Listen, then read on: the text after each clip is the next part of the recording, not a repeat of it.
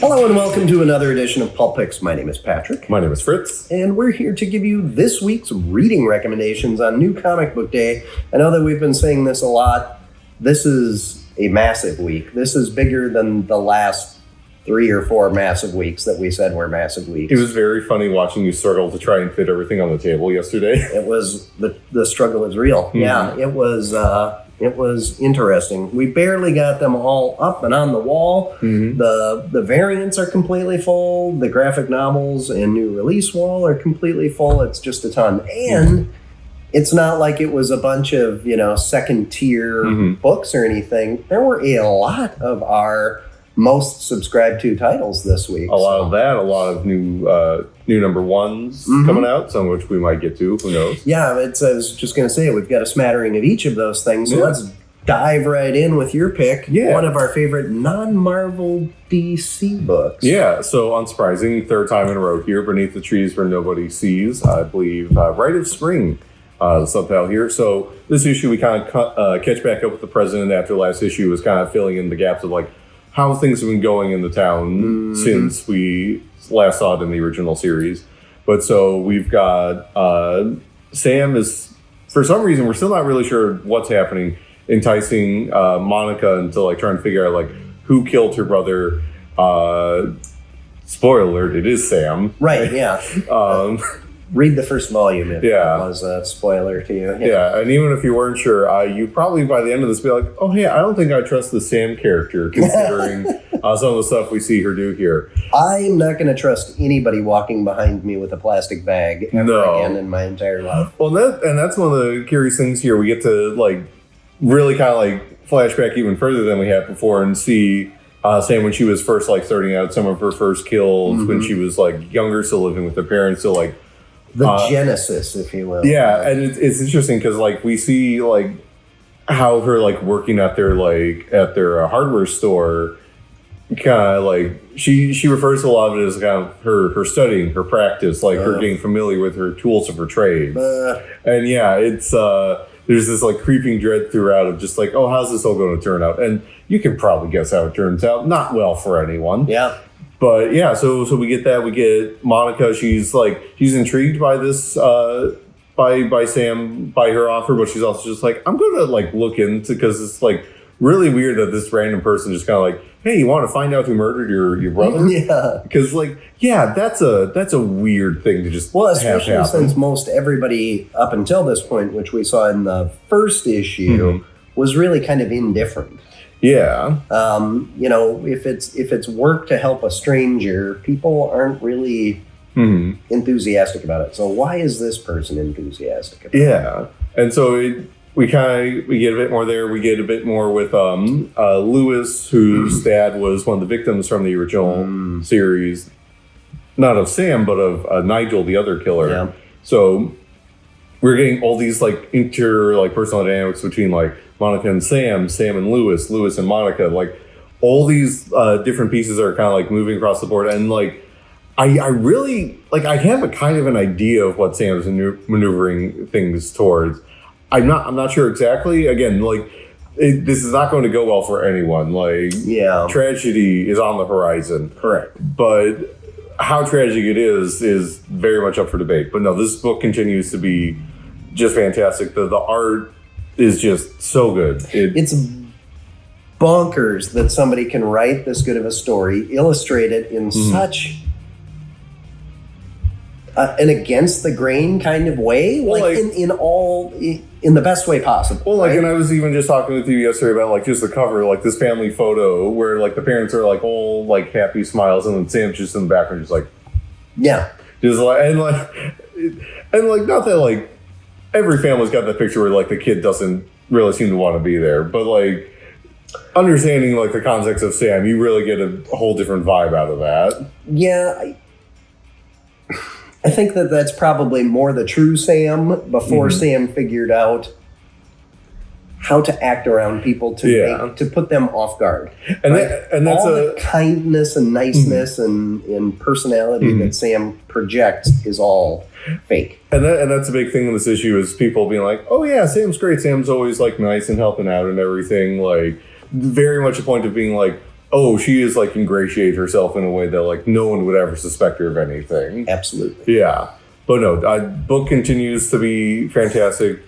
I'll probably, when issue 4 shows up, it'll probably also be up here. We just got restocked. Just restocked on the original volume. I'm probably going to have to restock again because I've seen a number of them leave already. So if you haven't read it, apologies. I've spoiled a fair amount in this talking about issue 3, but it's a good book regardless. So check it out. Check out the current series. I think we sold out of issue 1. I think we still got some copies of issue 2 on the shelf. But I think there's additional printings coming too. Hopefully. Definitely check it out. Can't wait for next issue. So good. Yeah. But, this is a returning champ. We've got a newbie up here. Ooh, yeah. New number 1. So I went with Skinbreaker, number 1. It is Kirkman and Finch together doing, I don't know, fantasy, I guess, is where you could kind of put it. Yeah, like it's definitely got like... I don't know if I'd say necessarily swords and sorcery yet, because there doesn't seem to be a lot of the sorcery part. Definitely a lot of the swords. Yeah, because we're not sure. Well, okay, so this is what we were talking about before we started rolling here, is Kirkman doesn't spoon feed you much of anything in a lot of his books. Just kind of drops you in, gives you context clues around it, but there's not... He doesn't typically use any kind of narration. The characters are just doing their thing. They're not explaining what's happening to the reader. So you're kind of picking up, and Finch is a great artist for that because the detail work and the emoting of the characters and everything is so well done that you can pick up on a lot of that. But it's also fun to just kind of discover this world as you're going along. Like, not that there's anything wrong with either way, but Kirkman does this style of storytelling as well as anybody, I think. Yeah. So the gist of it seems to be there is these characters that are on the cover. They appear to be orc-like creatures if we were going to kind of put them in the Tolkien fantasy kind of corner. Yeah, these kind of like orc-esque creatures. They're this whole like tribe. They've got a whole chieftain system going on. Yeah, and we've got these two characters at the beginning of it that are talking. One's the current chieftain, and he's saying like, I'm aging out of this role. Like, I'm too weak. You're going to have to. And the other guy is pushing back against it.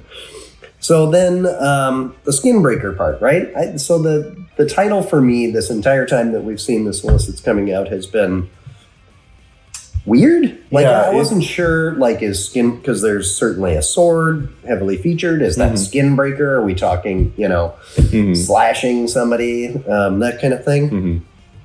Well, there's a ritual at the end of the book that kind of explains that. And it's really interesting. So there's going to be a whole mythology and cultural system and societal hierarchy and everything that will all be explained as it's going on. But we're just scratching the surface with this one. But just breaking the skin.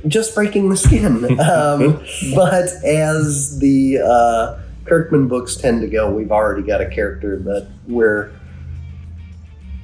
being able to identify with or empathize with, and he seems like there's a good person in there. He does. I don't think I'd say hero necessarily, but like the reluctant protagonist very well. Like characters who like want to do good, don't necessarily want to like be the center of everything, but just kind of like circumstances dictate that they take on a bigger role than they maybe want to. Like that's a very prevalent theme in a lot of his books, and he does it pretty well usually. So yeah, and David Finch is just for 20-some years now, big part of New 52, if I'm remembering correctly. Yeah, that he did a bunch of Marvel stuff in the early 2000s, including like New Avengers and that. Oh yeah, that's right. Yeah. With Bendis, right? Yeah, this I feel like is one of his first like real forays into like creator-owned work. Like I think he's done some other stuff here and there. Sure. I think he's been mostly focusing on like cover work the last couple of years, but this is like I feel like his first like real big return to interiors in a long time. Yeah, well, and his like cross-hatchy kind of heavily detailed kind of work lends itself really well to this world. gorgeous scenery and everything to set up this world too. So very escapist kind of world. So I'm looking forward to see where this is going. But it's a great creative team. It's a pretty easy bet that it's going to be a good book. So, all right, well, now we move on to the big book, and this is top 2 seller for the last 2 years. Yep. It has been a consistent pickup here, and we have a major event happen to the overall plot of this book that we're not going to be able to spoil. Yeah. But this was a heavy-hitting book. Yeah, so we've got Ultimate Spider-Man issue 21. I feel like it's been a bit since we've had like a actual issue of this up here. Like it's always in like our mentions for the week, and not that the series hasn't been up here plenty of times before, but right. Yeah, this issue in particular, if you can tell from the cover, it's a lot of dealing with how things are going between the various Sinister Six members. And the answer is not well. Like, they're all kind of starting to get at each other's throats here. Yeah, and, a number of the issues have kind of built that tension between them. So we know that there's some jockeying for position and a lot of animosity between them. But it seemed to be that, Kingpin's iron fist held sway over all of them, and or at least like enough of them to like keep some semblance of order, right? Like, so that any jockeying that would happen, it would just be to curry favor with Kingpin.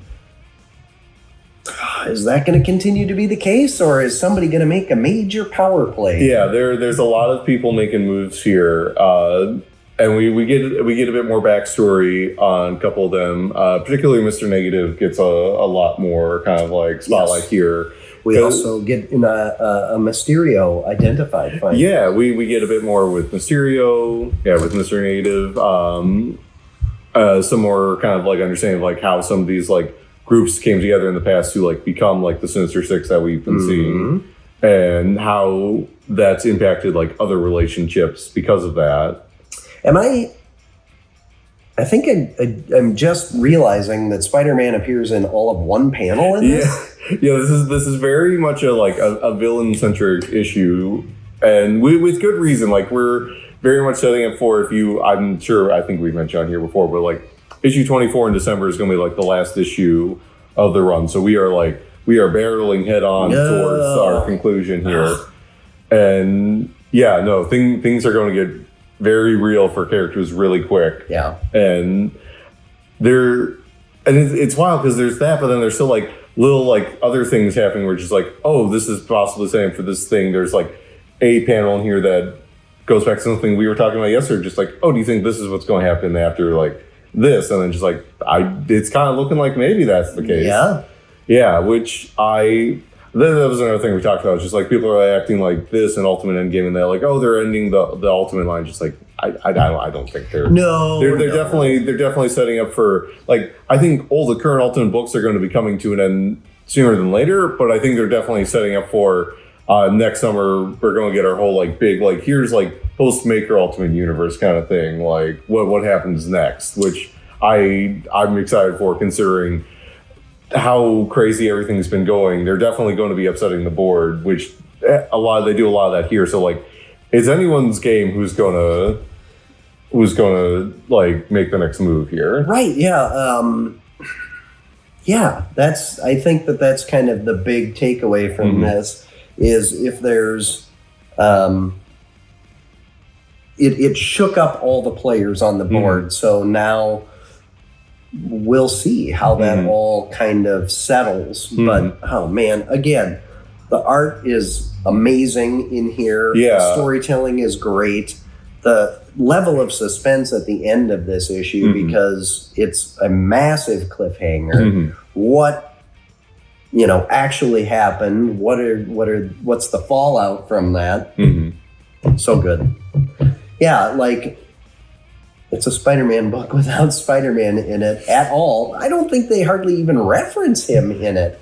Like vaguely in terms of like, oh hey, there's like a bunch of stuff going on right now, but like it's very, and that's been one of the interesting things in this book is like poor Peter, like, has been only kind of recently realizing, like, oh, I've dropped myself into this whole other, like, thing going on. Yeah. And I'm just trying to, like, keep my head above surface the whole time, pretty much. That being said, we were speculating that the next issue is very much probably going to be about Peter and family dealing with the repercussions of what is happening at the end of this book. Mm-hmm. So it has been so good. Mm-hmm. This has been such a, I don't know, refreshing superhero book. Mm-hmm.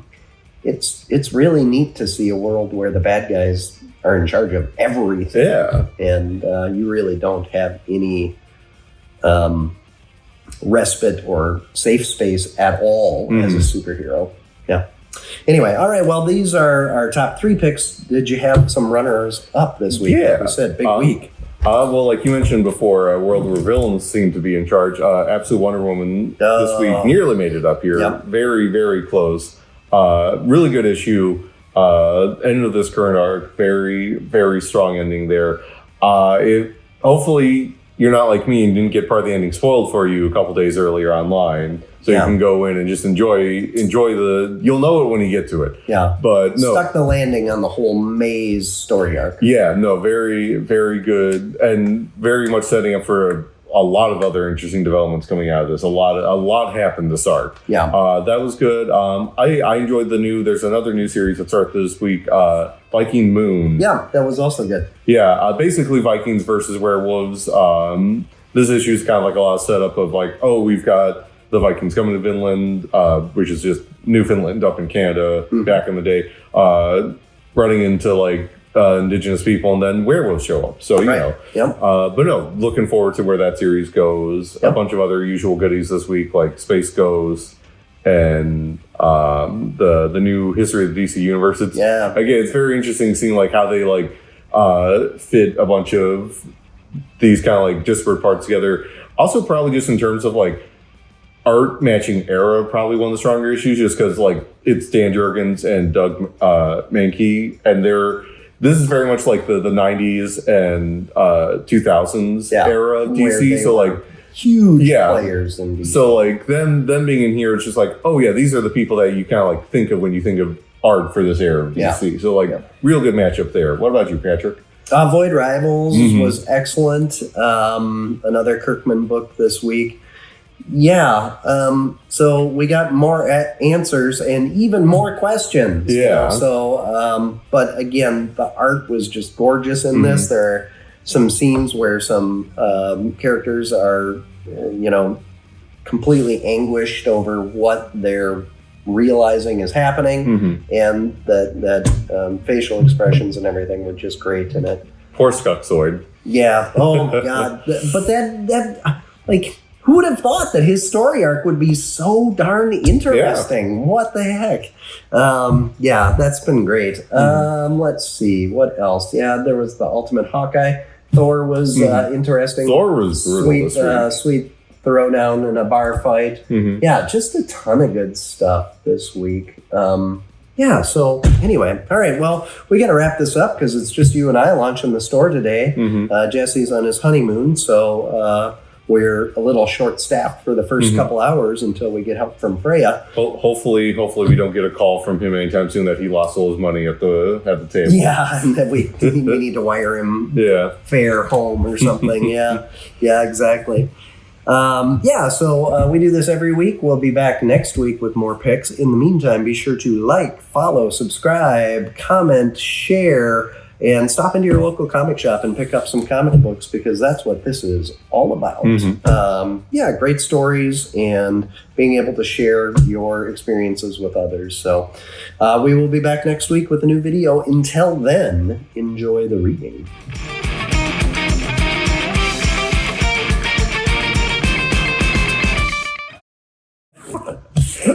I'm just starting to figure out how we got there from Stephen King's The Mist. King. Yeah, because you didn't write a book about it. Oh. I did. Yeah. Hey, when you get old and befuddled, your brain will do weird things too.